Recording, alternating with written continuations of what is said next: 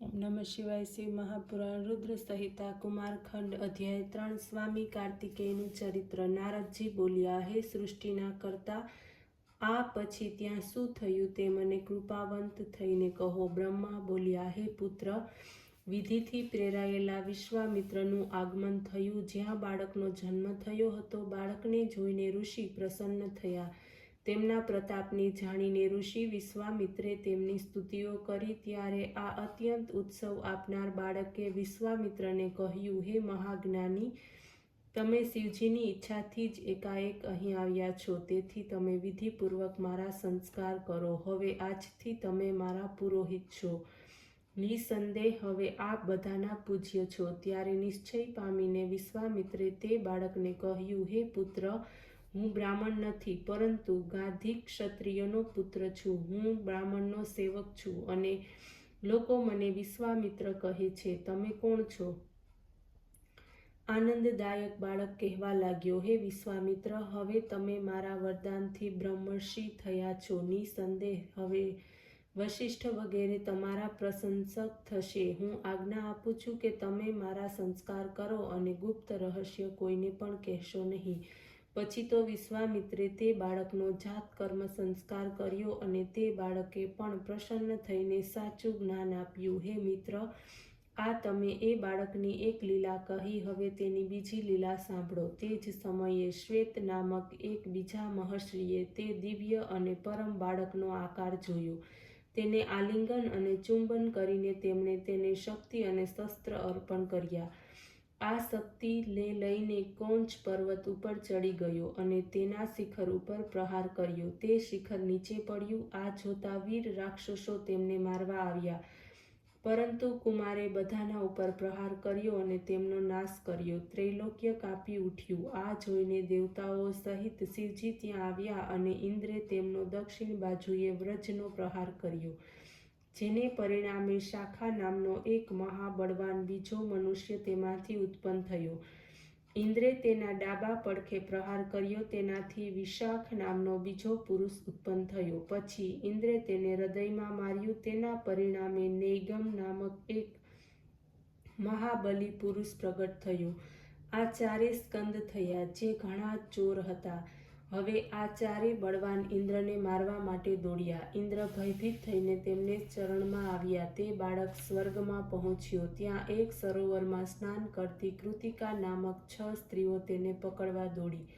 તેઓ વચ્ચે ઉગ્ર વિવાદ થયો। કુમારે 6 મુખને ધારણ કર્યા।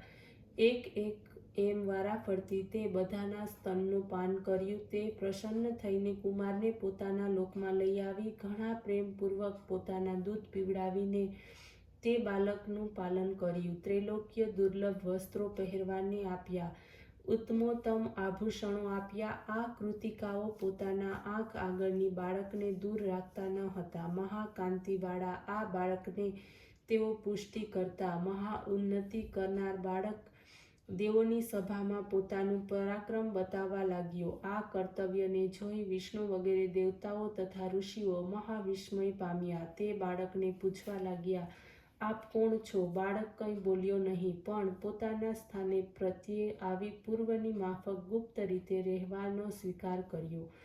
અધ્યાય 4। શિવ ગણોનું કુમાર પાસે જવું। બ્રહ્મા બોલ્યા, આ પ્રમાણે જ્યારે ઘણો જ સમય વીતી ગયો અને પાર્વતીને આ બાળકને કાંઈ પણ પતો ન લાગ્યો, ત્યારે એક દિવસ તેમણે પોતાના સ્વામી શંભુને પૂછ્યું, હે દેવ મહાદેવ, હે ઈશ્વર, આપ મને મારા પૂર્વના પુણ્યોને કારણે પ્રાપ્ત થયા છો। કૃપા કરીને આ બતાવો કે આપનું તે વીર્ય ક્યાં ગયું હતું? તે પૃથ્વી ઉપર પડ્યું હતું, તેનાથી કોઈ બાળક પ્રગટ થયું છે?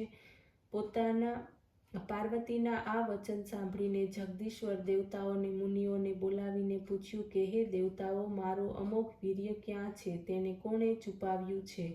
શીઘ્ર બતાવો, નહીં તો શિક્ષા કરીશ। ઈશ્વરના આ વચન સાંભળીને સમગ્ર સભાના લોકો કાપવા લાગ્યા અને વારાફરતી તેની શોધમાં તે કાંઈક ને કાંઈક નવો ઉપાય તેઓ દર્શાવવા લાગ્યા। જ્યારે તે વીર્યનું જ્યાં જ્યાં ગયું અને અંતે કૃતિકાઓએ તેનું પાલન કર્યું। આ પ્રમાણેની વાત સાંભળીને શિવજી ઘણા જ પ્રસન્ન થયા। તેમણે બ્રાહ્મણોને ઘણી જ દક્ષિણા આપી પાર્વતીજી પણ પુત્રના સમાચાર સાંભળીને પ્રસન્ન થયા. ત્યારબાદ પ્રભુએ પોતાના ગણોને આજ્ઞા આપી કે કૃતિકાઓને ત્યાં જઈ મારા પુત્રને લઈ આવો. શિવના એકથી બળમાં ચડિયાતા ગણો, લાખો ક્ષેત્રપાલ અને 3 લાખ ભૂત, રુદ્ર, ભૈરવો સ્વર્ગમાં ઉડીને કૃતિકાઓને ઘેરી લીધી.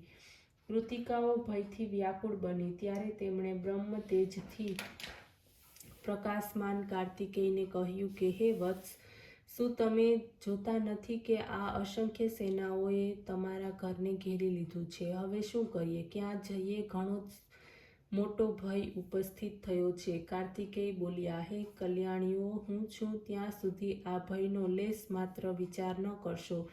મારું કે મારા વિઘ્નનું નિવારણ કોઈ પણ કરી શકે તેમ નથી. આ સમયે શિવજીના સેનાપતિ નંદીશ્વર કાર્તિકેયની સમક્ષ જઈને ઊભા થઈને આમ કહેવા લાગ્યા, હે ભાઈ, હે માતાઓ, મને જગતનો સંહાર કરનાર શિવજીએ અહીં મોકલ્યો છે. અત્યારે મહામંગલ પર્વ કૈલાસમાં ચાલી રહ્યું છે. બ્રહ્મા, વિષ્ણુ, રુદ્ર વગેરે બધા જ દેવતાઓ ત્યાં ઉપસ્થિત છે. હે ભાઈ, ભગવાન શિવે તમને ખોડી કાઢવા માટે મને મોકલ્યો છે. હવે તમે મારી સાથે પૃથ્વી પર ચાલો. ત્યાં દેવતાઓ સહિત શિવજી તમારો અભિષેક કરશે. તારકાસુરને મારવા માટે તમને બધા જ પ્રકારના તે અસ્ત્ર આપશે. તમે વિશ્વના સંહર્તાના પુત્ર છો. જ્યારે નંદીશ્વર આ પ્રમાણે કહ્યું ત્યારે કાર્તિકેય કહેવા લાગ્યા, હે ભાઈ, આ કૃતિકા જ્ઞાન યોગીની પ્રકૃતિની કળા છે. હું તેના દૂધથી જ ઉછર્યો છું, તેથી તેના ઉપકારને ભૂલી શકતો નથી. હું તેમનો પાલક પુત્ર છું. પર્વતરાજ પુત્રી દ્વારા મારો જન્મ નથી. તે મારી ધર્મની માતા છે. જેમ આ કૃતિકાઓ છે તેમ શિવ મને પોતાનો માનીને તમને બોલાવવા મોકલ્યા છે. તો હું જરૂર તમારી સાથે આવીશ અને દેવસભાના દર્શન કરીશ. આમ કહીને કૃતિકાઓને બોલાવી તેમની આજ્ઞા લઈ કાર્તિકેય શીઘ્રાતિશીઘ્ર શિવજીના પાર્ષદોની સાથે ચાલ્યા. ઓમ નમઃ શિવાય.